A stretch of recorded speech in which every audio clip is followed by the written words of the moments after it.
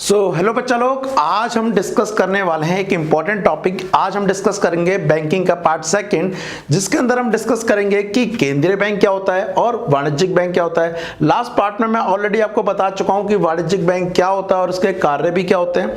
आज वाले पार्ट में आपको समझाने वाला हूं केंद्रीय बैंक और वाणिज्यिक बैंक में लगभग क्या अंतर है, और साथ ही डिस्कस करेंगे कि केंद्रीय बैंक क्या होता है और केंद्रीय बैंक के कार्य क्या होता है। केंद्रीय बैंक के कार्य मैंने कुछ यहाँ पे लिख दिए हैं, जैसे करेंसी जारी करना, सरकार का बैंक, बैंकों का बैंक, ये सारे के सारे कार्य भी मैं आज आपके साथ डिस्कस करूंगा। तो चलिए शुरू करते हैं। मेरा नाम है रवि कश्यप और आप देख रहे हैं इकोनॉमिक्स की 95 प्लस सीरीज।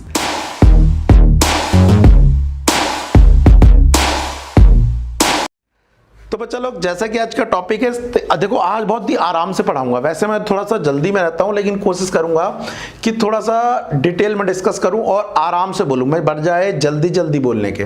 तो अगर आज की वीडियो मुझे बताना कि ये वाली ठीक है या मैंने जो पिछला पार्ट बनाया है वो वाला ठीक है। एक होता है कि स्पीड में पढ़ाओ, वो आप पे मैच करता है, आप पे जज करता है, या कह लो आप पे सटीक बैठता है, या फिर धीरे धीरे पढ़ाना आप पे सटीक बैठेगा। ठीक है, चलो सबसे पहले मैं बता रहा था केंद्रीय बैंक के बारे में। तो केंद्रीय बैंक से पहले मैं जाता हूं वाणिज्यिक बैंक में कि वाणिज्यिक बैंक क्या होता है। वाणिज्यिक बैंकों को अगर मैं इंग्लिश में बोलूं ना तो पता क्या बोलते हैं? कमर्शियल बैंक बोलते हैं।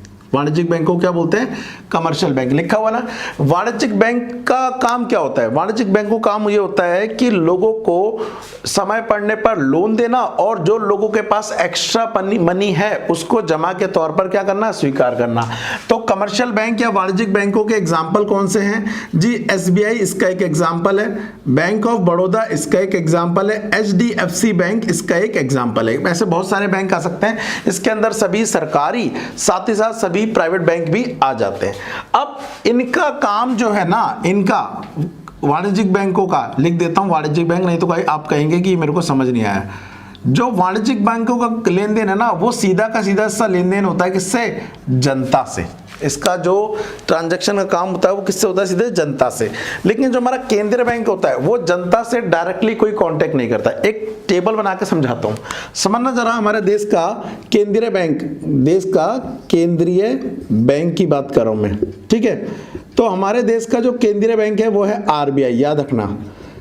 इसके नीचे आते हैं जितने भी होते हैं वो कौन से आते हैं? वाणिज्यिक बैंक आते हैं, कमर्शियल बैंक, वाणिज्यिक बैंक, ठीक है। और इसके नीचे क्या आती है? जनता आती है, आप और मैं। अब यहां पर मैं दो एग्जांपल ले लेता हूं, SBI और HDFC, ठीक है। जनता को जब पैसे की जरूरत पड़ती है या कोई भी बैंकिंग से रिलेटेड काम होता है तो वो जाता है किसके पास? वाणिज्यिक बैंकों के पास। लेकिन अगर वाणिज्यिक बैंकों को कोई भी काम करना होता है तो वो जाता है किसके पास? केंद्रीय बैंक। दोनों में डिफरेंस समझो। जो संबंध हमारा वाणिज्यिक बैंकों के साथ है ना, कैसा संबंध? जब हमें पैसे की जरूरत पड़ती है तो हम इनसे लोन लेते जाके, और अगर हमारे पास एक्स्ट्रा पैसा होता है तो इनके पास जमा कर देते जाके। सेम एज इट इज जो वाणिज्यिक बैंक है, अगर उनके पास एक्स्ट्रा पैसा होता है तो ये जमा कर देते हैं किसके पास जाके? केंद्रीय बैंक के पास जाके। और यदि इनको ऋण की जरूरत पड़ रही है, इनको लोन की जरूरत पड़ रही है, तो ये किससे लेते हैं? केंद्रीय बैंक से लेते हैं। तो मजाक के लिए कहते हैं ना कि हर बाप का एक बाप होता है जिसे हम दादा कहते हैं, वैसे ही हर बैंक का एक बैंक होता है जिसे हम देश का केंद्रीय बैंक कहते हैं। और हमारे देश का केंद्रीय बैंक कौन सा है जी? RBI है, रिजर्व बैंक ऑफ इंडिया। याद रखना, आपने नोट पे लिखा भी देखा होगा, reserve bank of India.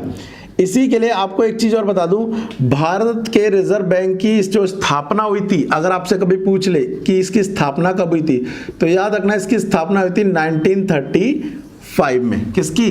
Bharat के रिजर्व बैंक की, ठीक है। तो ये तो आपको समझ आ गया कि वाणिज्यिक बैंक किस तरह से अलग है केंद्रीय बैंक से। लेकिन अगर हमें केंद्रीय बैंक की डेफिनेशन पढ़नी पड़ गई तो क्या पढ़ेंगे? तो जैसा मैंने बता दिया, देखो देश के अंदर जितनी भी मुद्रा है या जितने भी बैंक हैं, मैंने यहाँ पर दो एक बैंक लिखे हैं, SBI और HDFC, जितने भी बैंक हैं सबको कौन कंट्रोल करता है? हमारा देश का केंद्रीय बैंक कंट्रोल करता है। तो देश में जितना भी साख से रिलेटेड काम है, पैसे से रिलेटेड, उसको पूरे को कंट्रोल करता है देश का केंद्रीय बैंक। डेफिनेशन क्या होगी?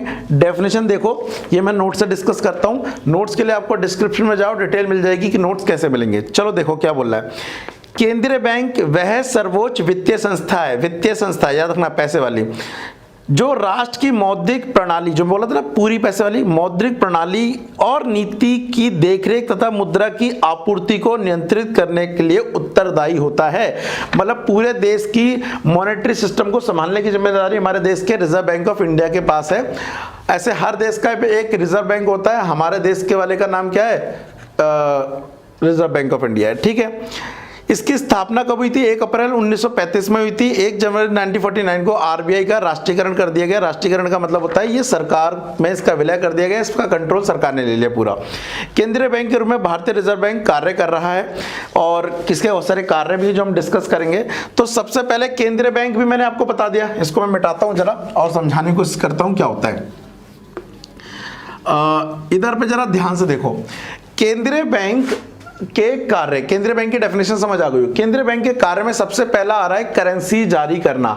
देखो हमारे देश में चाहे नोट हो चाहे सिक्के हो, जनरली तौर पर देखो जाए तो उसे रिजर्व बैंक ऑफ इंडिया ही चलाता है। लेकिन यहाँ पर एक थोड़ा सा पेच है।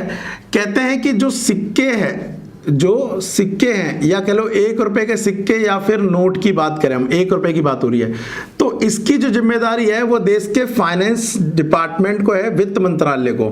फाइनेंस डिपार्टमेंट या फिर आप बोल सकते हो कौन सा मंत्रालय? वित्त मंत्रालय को। लेकिन इसके अलावा और अदर्स जितने भी नोट हैं, अदर नोट या फिर कॉइन है, उनकी जिम्मेदारी किसके पास है? आरबीआई के पास है। तो ये पहले हुआ करता था। वेल आज की डेट में ये वाला काम भी यही कर देते हैं। वैसे आपको दिख नहीं रहे होंगे 1 रुपए के नोट या सिक्के, लेकिन कंट्रोल किसके पास होता है? वित्त मंत्रालय के पास होता है। और वित्त मंत्रालय के बिहाफ पर यह काम आज आरबीआई ही कर देता है। अब आती है पॉइंट ये कि करेंसी जारी करे चाहे ये करे चाहे ये करे, लेकिन दोनों का अधिकार या कह लो आज के टाइम में जो, क्या state bank of India note जारी कर सकता है? नहीं। क्या एचडीएफसी बैंक देश का सबसे बड़ा प्राइवेट बैंक है, क्या ये नोट जारी कर सकता है? नहीं। तो आप इसे करेंसी जारी करना या फिर नोट जारी करने की एकमात्र संस्था भी बोल सकते हैं, ठीक है। उसके बाद आते हैं सरकार का बैंक। देखो सरकार को भी अपने पैसे जमा करने होते हैं, तो ये आरबीआई उसके लिए बहुत इंपॉर्टेंट रोल प्ले करता है। आपकी जानकारी के लिए बता दूं, जो हमारा देश का केंद्रीय बैंक है वो सरकार के लिए 3 तरीके से काम करता है। याद रखना कितने तरीके से? 3। सबसे पहले एज बैंकर काम करता है। एज बैंकर का मतलब क्या होता है? देखो जैसे जनता इनके पास जाती है ना, किनके पास? वाणिज्यिक बैंकों के पास, अपने पैसे जमा करने और इनसे क्या लेने? लोन लेने। वैसे ही हमारे देश की जो सरकार है वो इससे एज बैंकर काम करती है। वो अपनी जमा को क्या करती है? इनके पास रखती है और वक्त पड़ने पर इनसे क्या लेती है? ऋण लेती है। कौन? हमारी सरकार। किसके साथ? केंद्रीय बैंक के साथ। तो ये वाला जो कार्य हो गया, ये तो कौन सा कार्य हो गया? बैंकर कार्य हो गया। ध्यान रखना, बैंकर कार्य के अंतर्गत केवल जमा को स्वीकार और ऋण लिया जाता है। लेकिन एक दूसरा कार्य और करता है देश का केंद्रीय बैंक, वो है सलाहकार के तौर पर।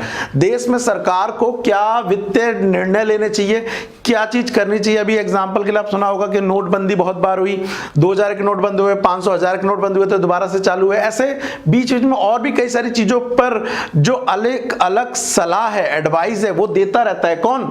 हमारे देश का केंद्रीय बैंक। किसको? सलाहकार के तौर पर किसको? सरकार को।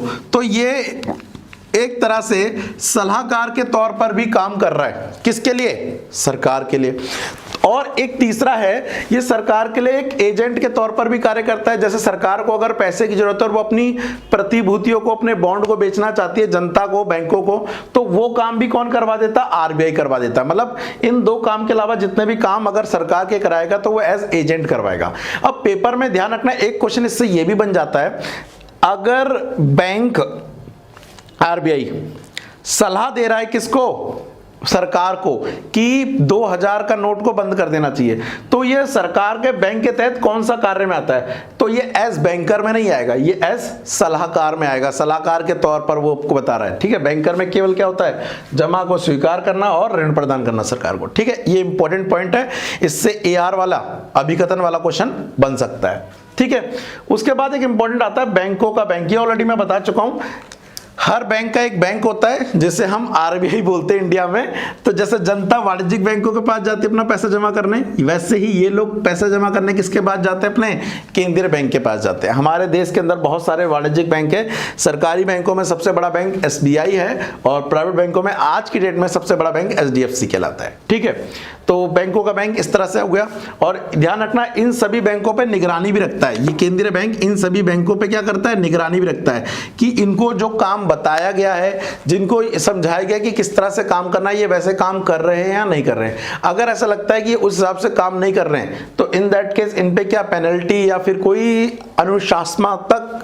अनुशासन वाली कोई भी कार्यवाही कर दी जाती है। बड़ी हिंदी वर्ड बहुत गड़बड़ हो जाता है। तो अनुशासन तोड़ने पर जितनी भी अगर पेनल्टी है तो वो भरते हैं कौन? वाणिज्यिक बैंक भरेंगे। और ये अनुशासन कार्यवाही कौन करेगा? देश का केंद्रीय बैंक करेगा। क्लियर है? नाउ अब पॉइंट की बात करते हैं यहां पर हम किसकी?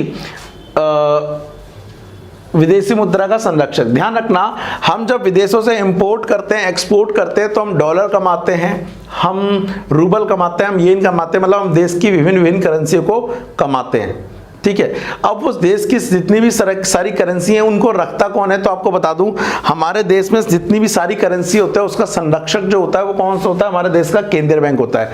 तो अगर जितना भी हमने डॉलर कमाया इस साल, उस डॉलर की इकट्ठा करके कौन रख लेगा अपने पास? देश का केंद्रीय बैंक अपने पास रख लेगा। तो विदेशी मुद्रा का संरक्षक भी होता है। और साख के नियंत्रण में तो यह बताया जाता है कि बैंक किस तरह से साख को नियंत्रित करते हैं, मुद्रा को नियंत्रित करते हैं देश के अंदर। तो इसके अंदर बहुत सारी चीजें की जाती हैं। रेपो दर निकालना, बैंक दर निकालना, सीआरआर, एसएलआर, इससे पूरे देश की मुद्रा को कंट्रोल करता है देश का आरबीआई। ये चाहे तो देश की मुद्रा को या कह लो मांग को बढ़ा सकता है या मांग को घटा सकता है, लेकिन उसके लिए नियंत्रण के लिए इसके पास कई सारे टूल्स हैं।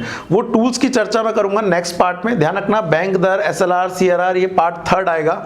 और उसके बाद वाले पार्ट में मैं आपको समझाऊंगा साख नियंत्रण कैसे होता है। पेपर में एक क्वेश्चन आ जाता है 4 से 6 मार्क्स का, वाणिज्यिक बैंकों द्वारा साख का निर्माण कैसे किया जाता है, सबसे इंपॉर्टेंट है। तो वो डिस्कस करूंगा मैं आपसे पार्ट 4 में। इस पार्ट 2 वाले सेक्शन में यही डिस्कस करना था, केंद्रीय बैंक क्या होता है और किस तरह से कार्य करता है। बच्चा लोग, आज मैंने थोड़ा सा कोशिश ये करी कि अपने पढ़ाने के तरीके को थोड़ा सा स्लो रखूं, मतलब बजाय स्पीड में पढ़ाने के थोड़ा सा स्लो पढ़ाऊं। आप मुझे कमेंट करके जरूर बता देना कि सर स्पीड स्लो रखनी है बच्चा लोग या फिर तेज रखनी है। अगर आप चाहते हैं कि मैं जल्दी पढ़ाऊं, थोड़ा तेज बोलूं, तो मुझे बता देना। अदरवाइज आपको लग रहा है कि ये वाला तरीका सही है तो भी कमेंट करके बता देना। अदरवाइज वीडियो को लाइक करना तो बनता ही बनता है, चाहे दोनों सेक्शन में, मतलब दोनों केस में। और इस वीडियो को आप अपने दोस्तों के साथ भी शेयर करेंगे अगर आप चाहते हैं कि हिंदी मीडियम की और वीडियो बनाई जाए। ठीक है, सो आज के लिए इतना ही। मिलता हूं नेक्स्ट क्लास में, तब तक के लिए thank you, tata and bye bye.